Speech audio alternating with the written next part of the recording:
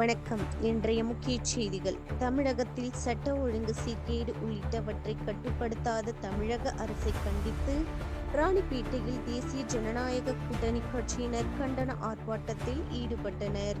இதில் குறிப்பாக பெண்களுக்கு பாலியல் வன்கொடுமை, அதிக அளவில் போதைப்பொருள் புழக்கத்தில் உள்ளிட்டவற்றை கட்டுப்படுத்த தவறிய தமிழக அரசை கண்டித்து ராணிப்பேட்டை ஒருங்கிணைந்த அதிமுக கழகத்தின் சார்பாக மேற்கு மாவட்ட செயலாளர் SM சுகுமார் தலைமையில் மாபெரும் கண்டன ஆர்ப்பாட்டம் நடைபெற்றது. இந்த கண்டன ஆர்ப்பாட்டத்தில் அரக்கோணம் சட்டமன்ற உறுப்பினர், சட்டமன்ற துணை கொறடா சு. ரவி மற்றும் பாமக, பாஜக, புரட்சி பாரதம், புதிய நீதி கட்சி உள்ளிட்ட தேசிய ஜனநாயக கூட்டணி கட்சிகளை சேர்ந்த ஏராளமானோர் கலந்து கொண்டு பதாகைகள் ஏந்தி பல்வேறு கண்டன கோஷமிட்டு ஆர்ப்பாட்டத்தில் ஈடுபட்டனர். அம்மா, இனிமேல் உங்களை நீங்க தான் காப்பாத்திக்கணும். நீங்க எப்பவுமே ஒரு 4 கிலோ என்ன வச்சுக்கணும், மிளகாப்பொடி வச்சுக்கணும்.